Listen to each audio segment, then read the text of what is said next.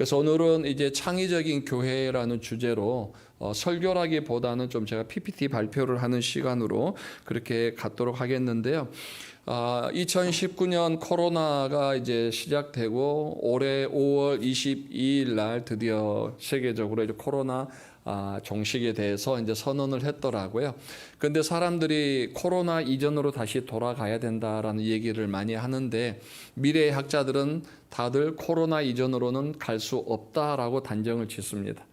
코로나 이전으로는 갈 수도 없고 코로나 이전의 숫자로도 회복될 수 없고 코로나 이전의 프로그램으로도 진행할 수 없고 모든 것은 이전의 것을 잊어야 된다.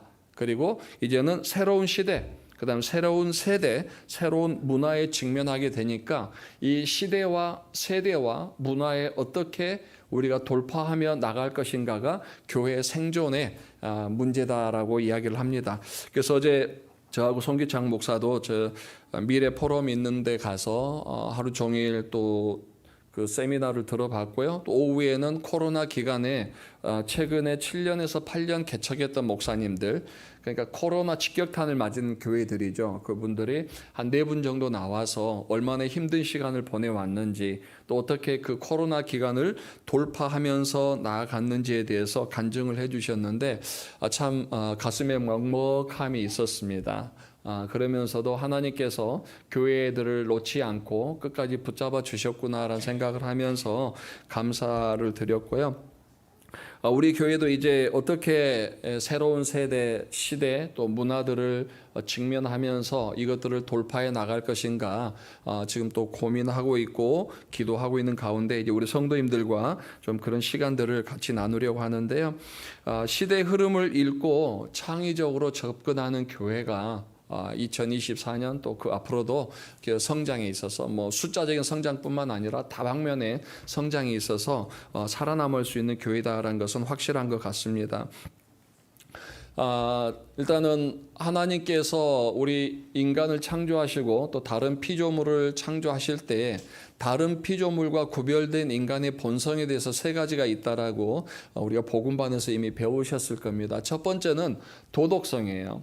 로마서 2장 14절로 15절 말씀을 보면 율법 없는 이방인이 본성으로 율법의 의를 행할 때에는 이 사람은 율법이 없어도 자기가 자기에게 율법이 되나니 이런 이들은 그 양심이 증거가 돼요. 그 생각들이 서로 혹은 고발하며 혹은 변명하여 그 마음에 새긴 율법의 행위를 나타내느니라. 그래서 그 양심이 증거가 된다라고 그랬어요. 그러니까 하나님께서 다른 피조물, 쉽게 말하면 동물, 짐승들과 인간에게 가장 큰 구별을 준 거는 도덕성에 대한 부분. 그래서 인간의 본성 중에는 도덕성이 있다라고 이제 강조를 하는데요.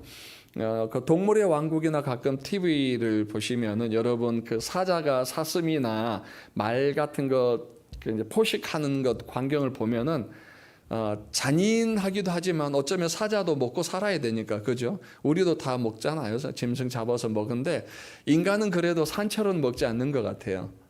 근데 그 동물의 세계 보면은 사자 하나가 그 사슴의 목을 딱 쥐어매고 쓰러뜨리면 다른 사자들은 다른 약한 부분을 먹어요. 그러니까는 뭐 좀 너무 잔인하지만은 살아있는 산채로 그냥 먹는 걸 보면서 야 그래도 양심이 있으면 다 죽여놓고 먹지라는 생각이 들어요. 근데 또 양심 없는 거는 하이에나. 사자가 힘들게 잡아서 먹고 있으면 떼거지로 와서 그죠? 사자를 쫓아내고 또 그 사자 걸 빼앗아 먹는 걸 봐도 여하튼 그 동물의 세계에는 양심이라는 것이 없다라는 그런 생각이 들어요. 근데 이 양심이 사실은 도덕성의 기준이거든요. 다른 사람을 배려하고 상대방을 배려하는 기준인데 다른 피조물에는 이런 양심이 없지만 하나님께서는 사람의 마음에 그 양심을 주셔서 그 양심의 증거로 여러 가지 판단하게 하셨다. 이 판단의 기준이 양심이고 그 양심은 다시 그 사람의 도덕성을 나타내기도 하죠.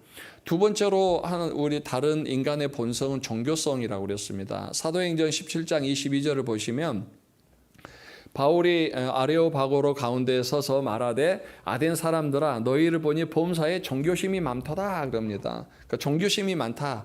근데 뭐 아덴 사람들뿐만 아니라 우리나라도 그렇고 모든 나라가 그렇죠.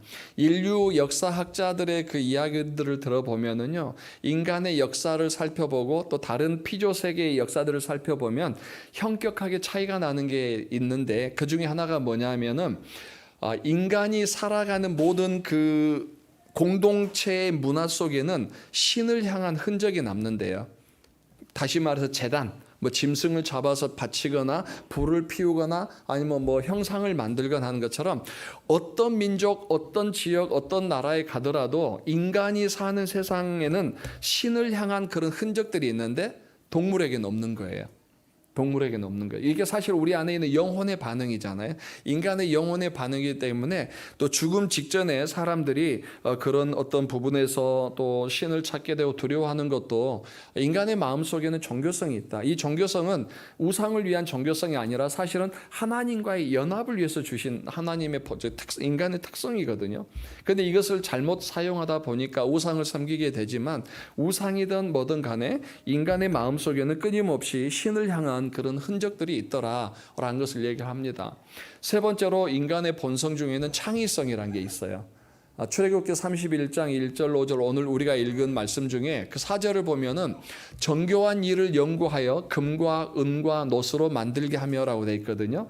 여기는 그 하나님께서 모세에게 이제 제사장 옷을 만들 때에 어떻게 만들 거냐에 대한 부분들과 또 그 성막을 만들 때에 어떻게 성막의 그 기물들을 만들 거냐에 대한 부분에 대해서 말씀하시는데 이제 하나님께서는 오늘 말씀에 보면은 부살렐이라는 사람을 지명했어요. 그 부살렐이 다른 성경에도 보면은 좀 굉장히 그 손재주가 좋았던 좀 그런 사람인 것 같아요. 그 부살렐을 불러서 하나님의 영을 그에게 충만하게 해주시고 지혜와 총명과 지식과 여러 가지 재주를 주셔서 그 정교한 일을 연구하겠다라고 얘기를 합니다. 그 부살렐에게 정교한 일을 연구하다라고 그랬는데 여기서 연구하다라는 원래 그 단어가 생각하다, 계획하다예요. 창의적인 접근으로 생각하고 계획하는 것들을 얘기하는 거니까 하나님께서 부살렐에게 이런 일들을 할 때에 내가 그 성막을 제조하고 여러 가지 기구들을 만들 때 좀 너의 창의성도 좀 넣어봐라. 너도 한번 생각해봐라. 이런 부분에 대해서 얘기한 거죠. 그래서 연구하여 만들게 하다. 그래서 그의 생각과 그의 계획들을 개입하게 하셔서 창의적인 방법들로 한번 하나님의 그 성막의 기물들을 만들게 해라라고 하나님께서 부살렐을 부르셨다는 거죠. 그래서 인간에게 있는 것 중에 창의성. 근데 그 짐승들도 새들 보면은 가끔 그 뉴스에 보니까 미국의 어느 그 사막의 그 전신주들에는 새들이 그 지푸라기를 물어가지고 전신주에다 큰 아파트처럼 다 새들을 짓더라고요. 보통 새들은 하나씩만 둥지를 짓는데 그 수백 마리가 들어가는 그 구멍을 만드는 둥지를 지어서 그게 이제 바람이 불면 전신주가 무거우니까 넘어진다는 거예요. 그래서 그거를 철거하러 다니는 전문가들이 있다라고 제가 뉴스를 본 적이 있는데 또 뭐 비버 같은 경우는 댐을 만들어서 하는데 그 댐이 사실은 댐이 아니고 그 안에 자기들의 은신처를 만드는 거다라고 하니까요. 어떤 동물들 중에서도 가끔은 그 어떤 도구를 사용해서 뭔가를 이용해서 또 먹이 활동을 하는 그런 것도 있고 자기 집을 짓는 것도 있지만 세대가 지나도 바뀌지는 않아요. 항상 그 조상들이 만들었던 댐, 그 조상들이 만들었던 집이에요. 그런데 인간은 세대가 바뀌고 시간이 바뀔수록 계속적으로 변형이 되죠. 그래서 처음에는 걸어 다녔던 게 지금 하늘을 날아다니고 이제는 달나라까지 뭐 다른 행성까지 간다 할 정도로 인간은 끊임없이 새로운 것들을 만들어내고 또 개발하고 이용하는 그런 창의성을 가지고 있다. 이것도 하나님께서 인간에게 주신 하나의 인간의 본질이기도 한데요. 제가 이렇게 말하면 좀 주제에 넘는 것 같기도 하지만 제가 하나님에 대해서 어떤 하나님에 대해서 저는 좀 더 친근감을 느끼고 또 하나님에 대해서 많은 그런 경외심을 갖냐 하면은 출애굽기 28장에 그 제사장의 옷을 짓게 만들 때 하나님께서 그 정교하게 만들어라 그랬어요. 처음에는 거룩하게 만들고 아름답게 만들고 정교하게 만들어라 그랬는데 저는 사실 이 정교하다에 꽂혔었어요. 그냥 거룩한 건 알겠어요. 그죠? 하나님 거룩하신 분이니까. 그리고 하나님이 또 아름다운 세상을 만드셨으니까 하나님도 아름다운 것을 원하지만 거룩함과 아름다움의 결정체는 뭐냐면 정교함이다라는 거예요. 그건 하나님께서 그만큼 정교하신 분이기 때문에 정교한 것들을 원하시고, 그 부살렐도 아까 말씀드렸습니다만은 굉장히 요즘으로 말하면 이제 세공한다고 그러죠. 금에다 뭐 각이 나는 그런 부분에 굉장히 정교하게 잘했던 사람인 것처럼 하나님은 정교하게 하는 사람을 좋아한다. 그런 의미를 가지고 말씀하셨는데, 저도 그런 면에서는 하나님의 정교하심, 그 참 좋더라고요. 그런 부분에 있어서도 우리가 또 하나님의 정교하심을 닮아가야 되고, 하나님께서 인간에게 그만큼 정교하게도 또한 창의적인 창의성을 주시면서 인간에게 바라는 것들이 있다는 거죠. 그냥 인간의 편의를 위해서, 인간이 뭐 우주를 여행하기 위해서 창의성을 주시고 그런 건 아니라, 하나님과의 특별한 어떤 관계 속에서 하나님을 위한 그 일들을 하기 위해서 창의성을 주셨다는 것을 우리는 잘 알아야 됩니다. 그래서 우리 교회가 이제는 하나님께서 원하신 대로 이런 또 좀 창의성을 가지고 내년 사역도 좀 더 펼쳐 나가야 되는데요. 왜 창의성이 필요하냐 하면은, 지금부터는 데이터를 좀 보여드릴게요. 코로나 시대의 기독교 감소율이 이제 최근에 발표가 됐었는데, 2014년도에 코로나 전이죠. 전체 인구가 100이라면은 기독교 인구는 21%였습니다. 그런데 2019년도 코로나가 발생하기 전의 통계로는 17%로 감소했어요. 그리고 코로나가 어느 정도 끝나가는 22년도에 통계를 내보니까 15%로 감소됐습니다. 굉장히 많이 감소된 것처럼 느껴지는데, 사실은 다른 통계 하나를 보면은 그렇게 놀랄만은 아니다.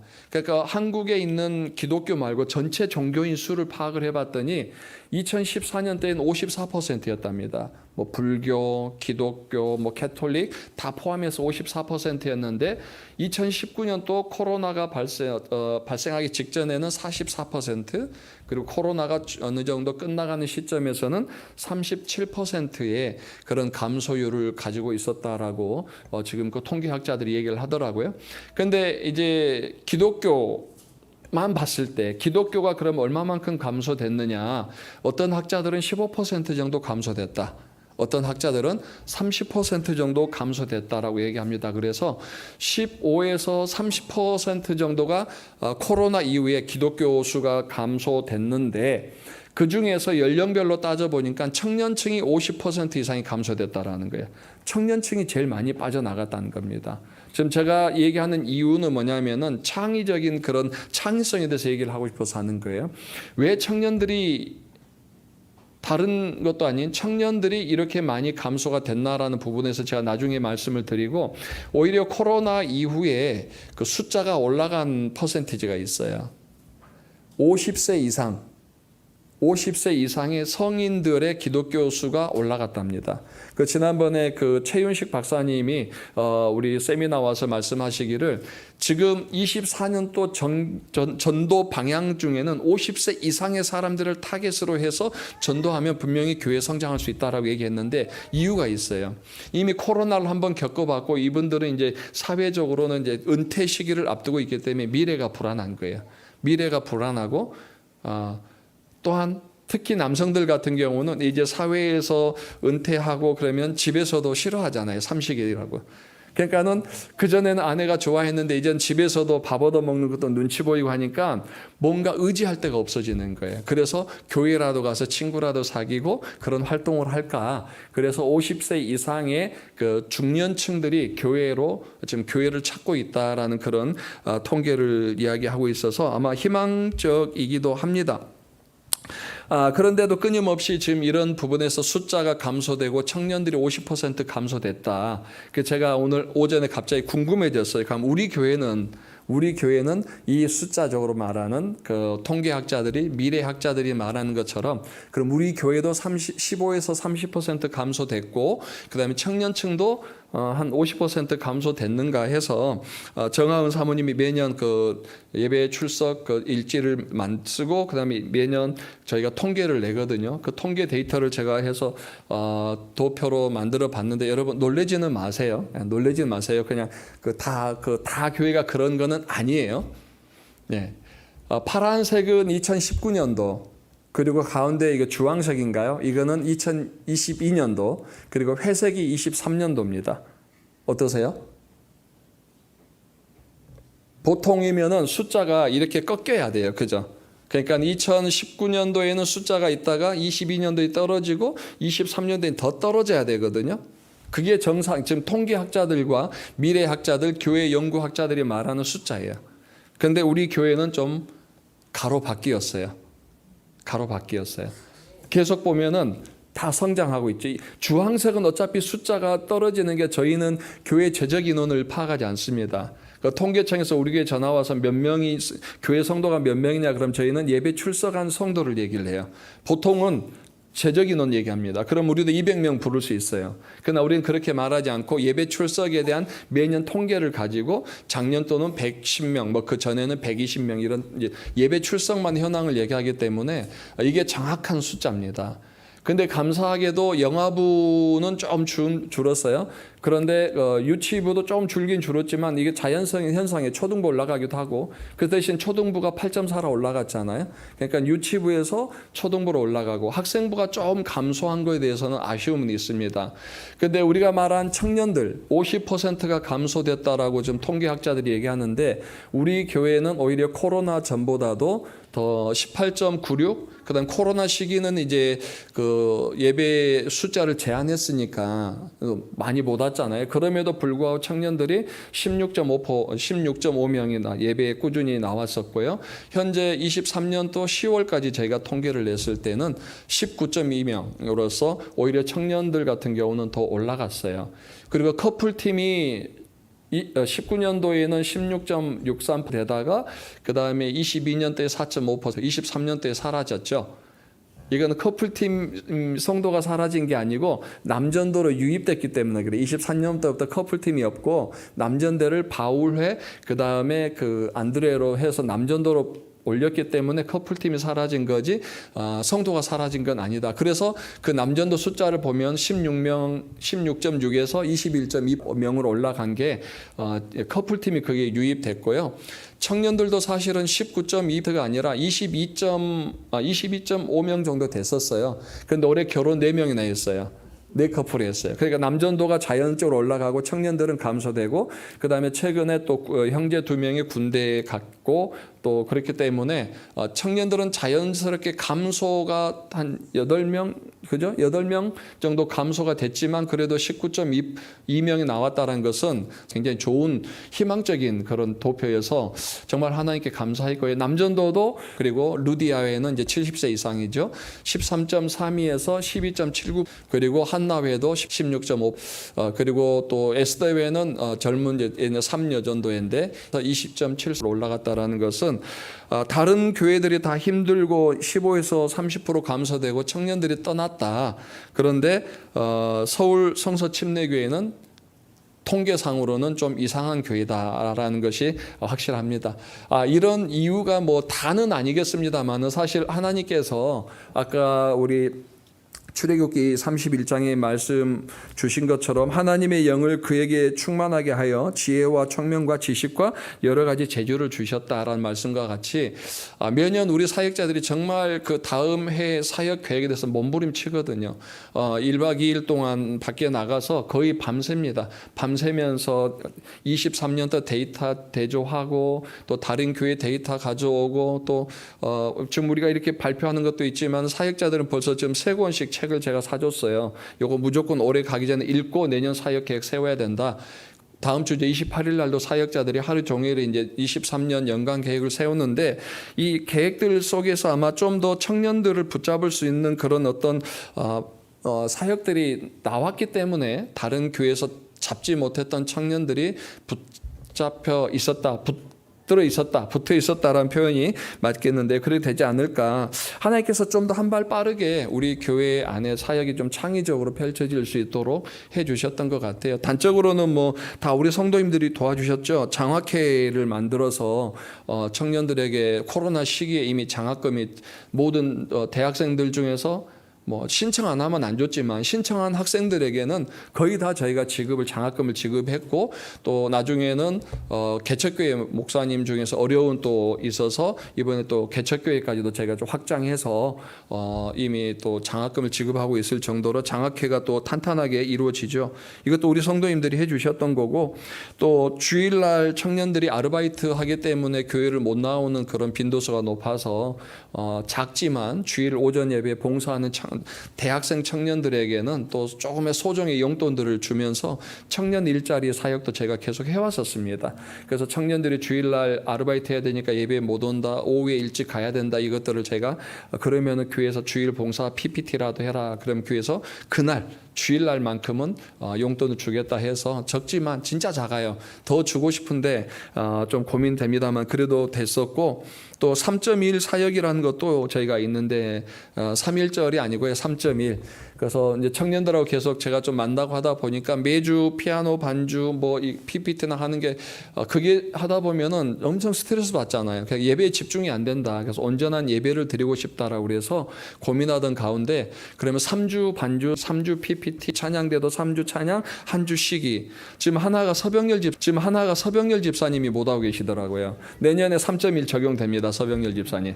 찬양 인도도 여기도 주일 오전에 3번은 3주는 찬양 인도 하시고, 한 주는 서병열 집사님도 쉬시면서 온전하게 예배 드리고, 이게 예배 때만 하는 게 아니고 사실은 그 전주부터 엄청난 긴장이 돼요. 우리 사역 설교자들도 긴장이 되지만 또 찬양 콘티 짜고 반주하고 이런 것들이 엄청 힘든데, 그런 부분에 있어서 저희가 코로나 시기에 좀 청년들 또 우리 섬기는 분들이 쉬어갈 수 있는 그런 텀을 좀 줬던 것도 한편으로는 좀 이 도표에 기여하지 않았나라고 생각하면서 감사드리고요. 제가 몇 달 전에 서울 친교에서 이제 말씀을 전해달라고 해서 목사님들 설교 다 잘하니까 그냥 우리 교회에서 코로나 시기 어떻게 이런 일들을 돌파했는지 소개해줬을 때, 목사님들 중에서 와, 자기들 생각도 못 해봤다, 앞으로 교회에서 적용하겠다라고 했었고, 제가 2년 전에 코로나 시기에 12월 달에도 다른 데 가서 세미나 발표하면서 앞으로 우리 교회는 이런 사역을 한다 했을 때 다들 동참하겠다고 그랬는데 한 교회도 실천한 교회는 없어요. 그러니까 알고는 있지만 이걸 실천하지 못했다는 것들에 대해서 이번에 또 목사님들이 반성하는 거예요. 그때도 서울교회 그렇게 한다고 들었는데 왜 우리 못했지? 그럼 지금이라도 하세요 그랬는데 아마 제가 볼 때 또 못합니다. 나중에 제가 그 얘기, 왜 이유가 있어요, 얘기를 드릴게요. 그래서 우리는 이제 여기서 멈추지 말고 이제 새로운 세대, 새로운 시대, 새로운 문화 속에서 어떻게 또 우리 교회가 이 세대들과 어울려가면서 내년에는 더 높은 도표를 향해서 나아갈 수 있을까라는 부분들을 계속 고민하면서요.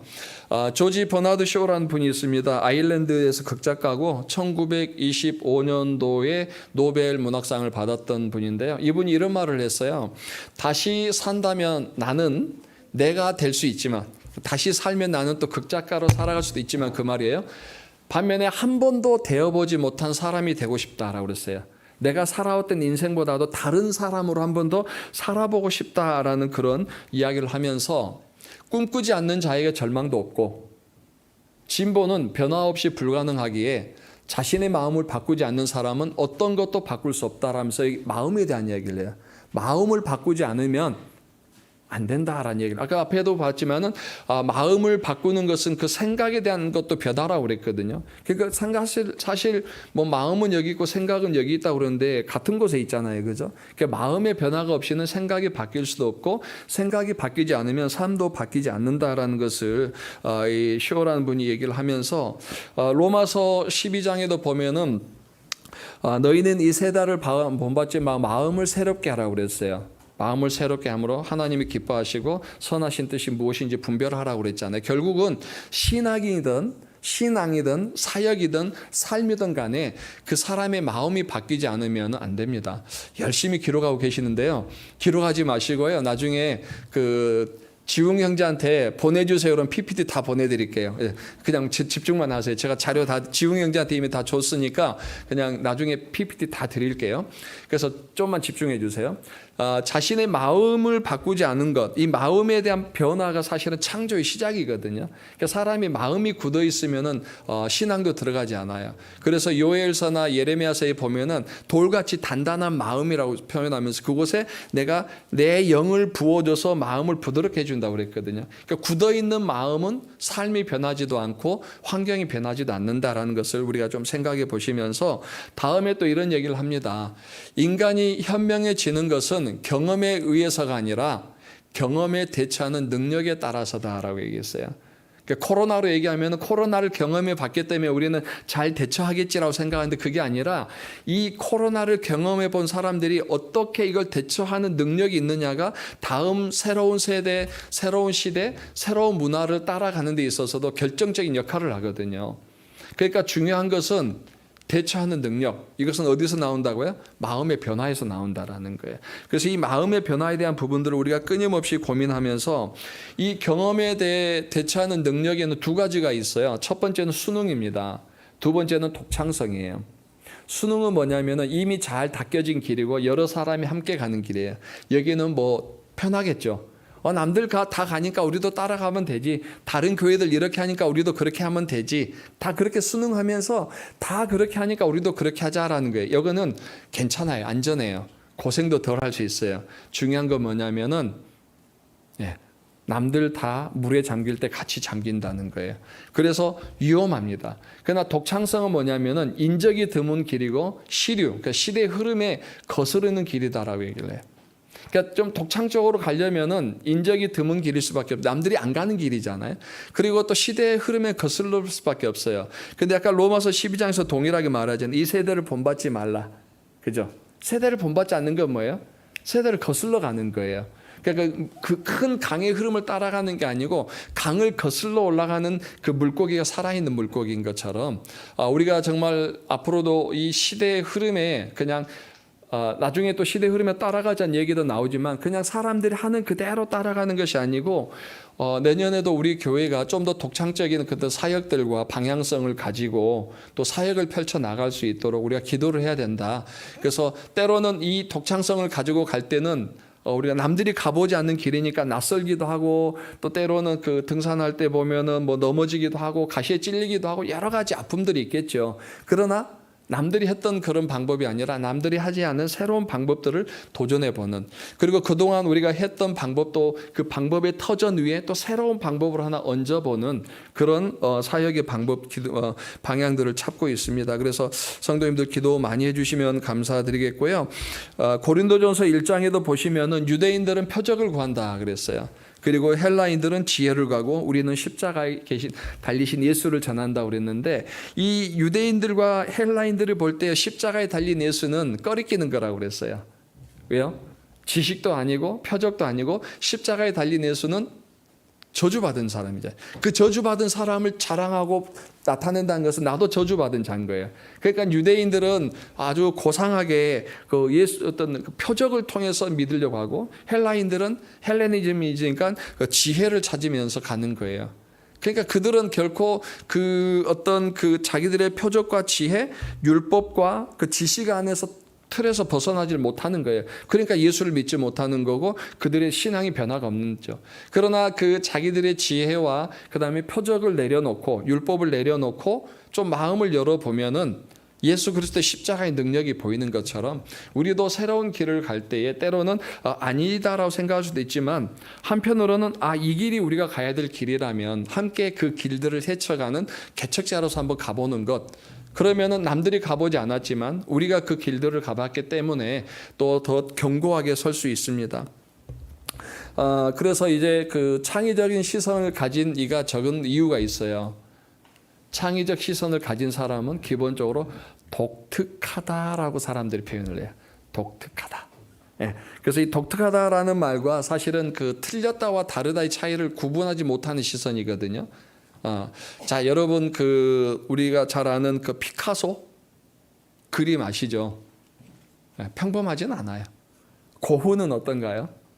평범하지는 않아요. 그 레오나르도 다빈치 그림은 어떤가요? 평범하지는 않아요. 그 시대의 이 사람들은 다 이상한 사람들이었어요.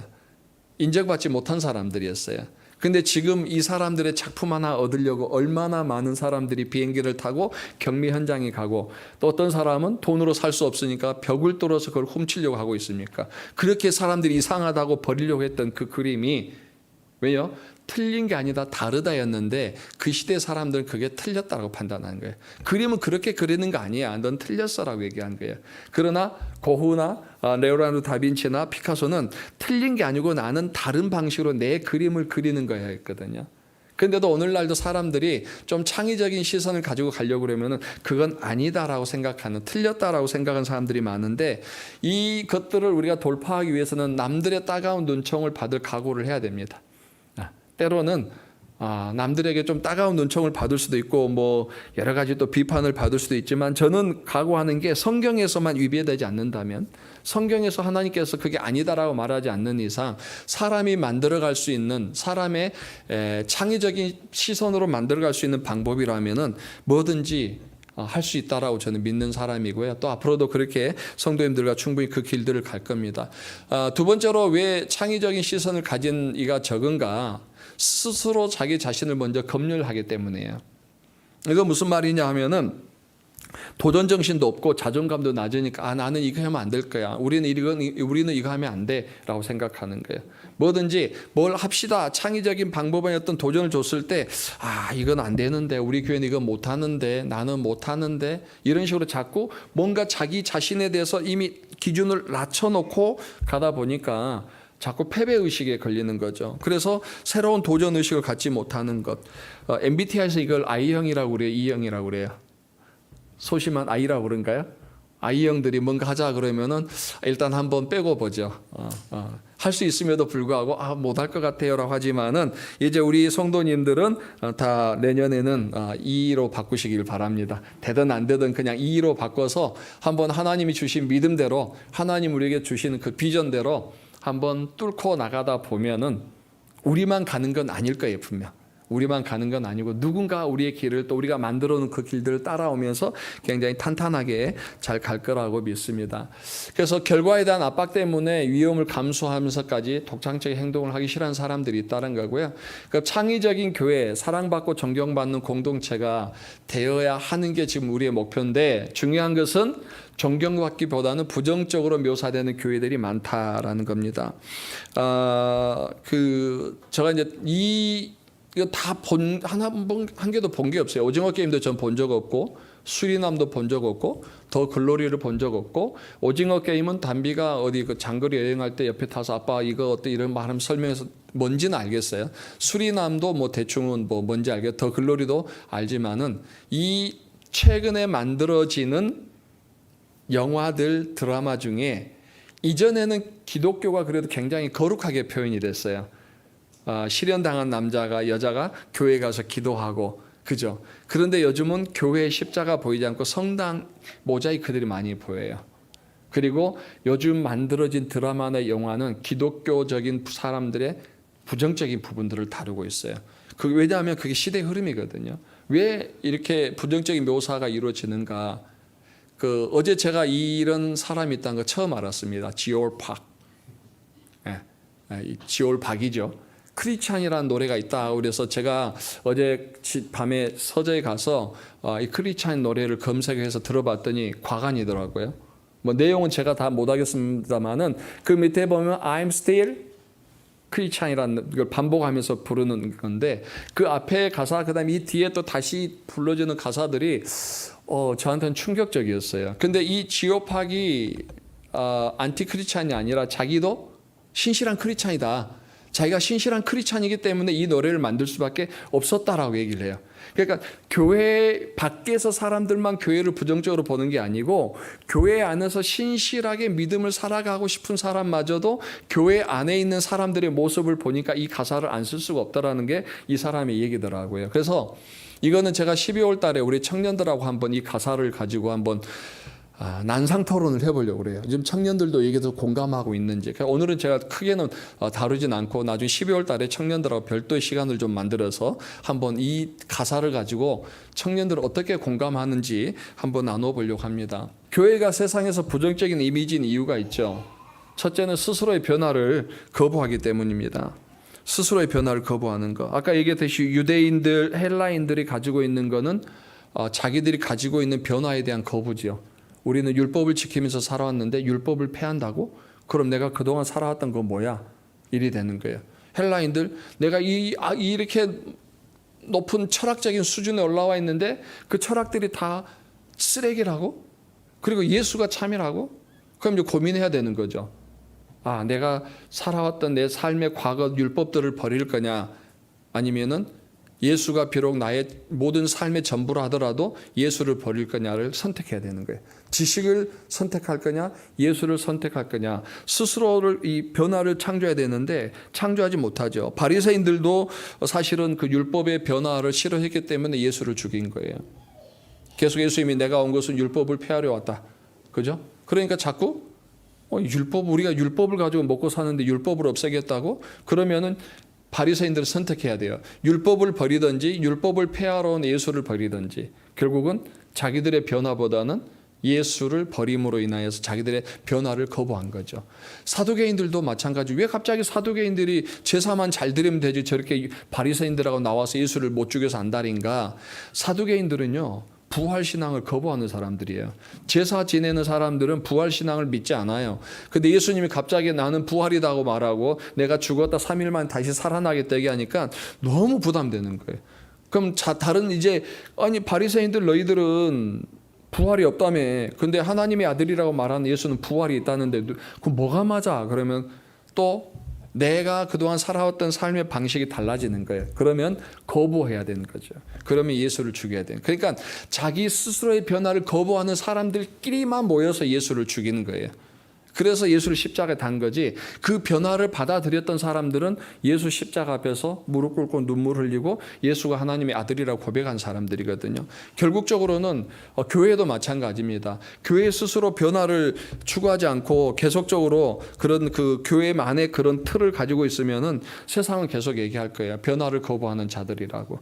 그래서 저는 늘 말하기를 교회의 창의성을 발휘하기 힘든 일은 비본질적인 교리 이 문제라고 그러는데, 왜 교회가 변화를 싫어하는가? 사실은 본질적인 교리 문제가 아니고 비본질적인 교리 문제 때문에 그래요. 이 비본질적인 교리가 뭐냐 하면 사실 인간이 만들어 놓은 틀이에요.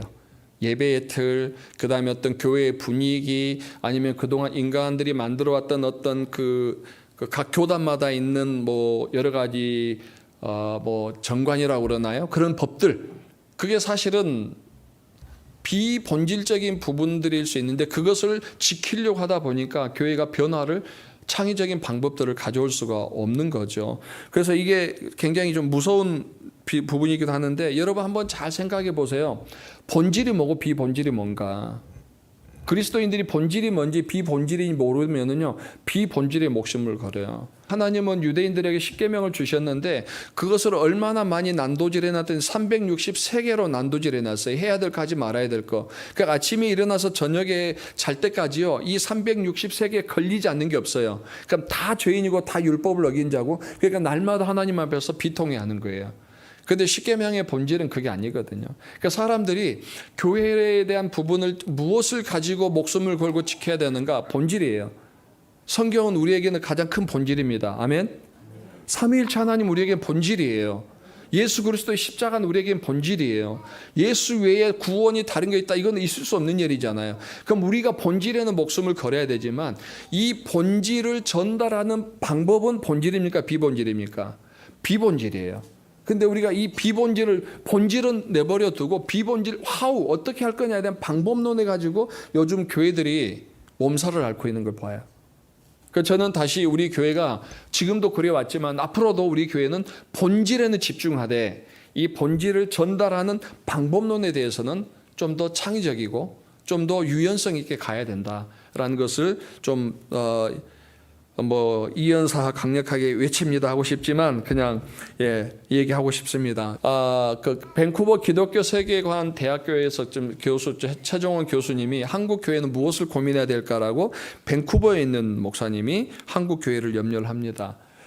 한국의 개신교만큼 종교의 이름으로 또 복음의 이름으로 다른 사람들이죠. 타자를 노골적으로 배제하는 곳은 없을 것이다. 사실 기독교는 수용의 종교거든요. 수용하는 것이거든요. 예수님도 모든 사람들을 다 수용해 주셨잖아요. 죄인도 병자도. 그런데 오히려 기독교가 요즘은 자기들의 거룩한 틀을 만들어 놓고 거룩하지 않는 자들이 들어오면 그들을 배제시켜버린 거예요. 너는 죄인이고 너는 이래서 안 되고 너는 이래서 못 들어오고 이러면서 각자 자기들 틀 속에서 사람들을 수용하지 않는 거예요. 그러니까 오늘날 새로운 사람들이 교회 가면 지난번에 한번 제가 얘기했습니다마는 들이대지 않아서 좋다라는 사람도 있고 너무 교회가 관심이 없다라고 하는 데도 있어요. 이게 다 자기 틀 안에서 사람들을 배제하기 때문에 나타나는 현상들이거든요. 그래서 한국 교회가 좀 더 창의적이고 사역에서 좀 더 융통성 있게 그리고 교회가 좀 더 많은 사람들을 수용하며 품으려면은 자기들만의 어떤 그 틀을 깨내지 않으면은 안 되는 거죠. 제가 이제 다음에 이거 좀 더 구체적으로 설명드리고 오늘은 기도를 해야 되니까 5가지만 제가 설명을 드리고 그냥 크게만 말씀드리고 좀 더 다음에 설명드릴게요. 교회가 창의성을 갖추려면은 먼저 유연성이 먼저 갖추어져야 됩니다. 유연성. 근데 지금도 우리 교회 잘하고 있는 것 같아요. 지역 사회와 계속 소통하면서 그 사람들과 좋은 관계들을 맺어가야 된다. 근데 그 교회가 정말 그걸 잘하고 계셨더라고요. 그래서 유연성에 대한 부분에 대해서 고민해 보고요. 두 번째는 세상의 비판을 겸허하게 수용하는 것. 왜 자꾸 사람들이 교회를 비판하지만 우리가 그들 싫어하지 말고 왜 우리가 그런 욕을 먹고 있는지에 대해서 사실은 좀 뭐라고 그래야 되나 받아들여야 되는데 교회가 사실은 마음을 닫아버리잖아요. 학생들 너 숙제했어? 숙제해? 그럼 뭐예요? 숙제하기 싫죠. 청소 좀 해 그러면은 청소하기 싫죠. 꼭 그렇게 엇박자를 놓잖아요. 제가 이 얘기만 하고 좀 넘어가는데 지난 주일날 아침에 영빈이하고 요즘 카톡을 좀 했어요. 아침 예배 전에. 그랬더니 이제 이런저런 얘기하다가 영빈아 밥맛 없으면 PX 가서 좀 뭐 아시는 거 사 먹어 그랬더니 PX 가서 돈 쓰고 싶은 마음이 없대요. 근데 군대에 있는 밥 잘 먹고 있으니까 아빠 걱정하지 마세요. 그래서 PX에서는 돈 안 쓰고 싶어요. 그러길래 영빈아 오해하지 말고 그냥 들어. 그러면서 너 11조 어떻게 할 건지 생각해 봤어. 그랬어요. 그랬더니 영빈이가 나중에 답이 왔습니다. 안 그래도 하려고 했는데 그러면서 이제 나중에 저한테 문자를 보냈어요. PX 가서 돈도 안 쓰게 단 아들한테 11조 하라고 하는 아빠가 있어서 감사합니다. 그리고 나서 보냈어요. 엄마한테 11조 해달라고 감사한금이나. 그래서 제가 나중에 우리 아들 훌륭하다 그랬더니 나중에 밤에 영빈이가 그래. 아빠 이거는 아빠를 칭찬하는 거예요. 어느 아빠가 군대에 있는 아들한테 11조 하라고 얘기하겠어요. 아빠나 되니까 하지. 근데 나는 그런 아빠가 있어서 너무 좋아요 라고 해서 감사했어요. 사실 그렇잖아요. 이렇게 고생하는데 아빠가 11조 대신 해주지 왜? 근데 이렇게 누군가 그 부분에 대해서 얘기했을 때 겸허하게 받아들이면은 그죠? 그래서 제가 마지막 문자를 보냈어요. 네가 그렇게 드리면 하나님이 다른 부분을 반드시 채워줄 거 난 믿으니까 아빠는 기도로 널 계속 쌓아가겠다라고 했는데요. 사랑하는 성도 여러분, 누군가 나에 대해서 비판할 때요, 근거 없는 비판은 아닐 거예요. 그럴 때 그것을 겸허하게 받아들여야 돼요. 그렇지 않고 그것을 저 사람은 나를 비판한 사람이니까 앞으로 저 사람은 차단이야 그러면요 더 고립되게 돼 있어요. 세 번째, 주어진 일에 충실해야 된다. 나중에 기도 제목으로 나옵니다. 공감 창의적 교회의 출발이 돼야 되고요. 5번째는 교회의 태도가 세상보다는 좋아져야 됩니다. 수준이 높아져야 된다라는 거예요. 그래서 교회의 기준은 사람이 아니고 하나님이고 잘하이다다 착하고 충성된 종아 누가 얘기했습니까? 사람이 얘기했습니까? 아니죠. 우리 주인 하나님께서 누가 착한 종인지 누가 잘했는지 판단한 거지 내가 판단한 건 아니다라는 거죠.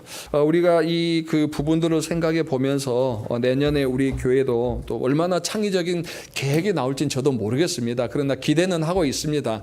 또 우리 사역자들이 다 모여서 함께 또 계획하고 준비하다 보면 하나님이 새로운 방법들을 주실 때 우리가 정말 두려워하지 말고 하나님께 주시는 또 그런 선물이다 생각하고 정말 또 한번 돌파해 갈 수 있도록 우리 교회를 위해서 기도해 주시고 또 성도님들께서도 함께 그 사역에 동참해 주시면 감사하겠습니다.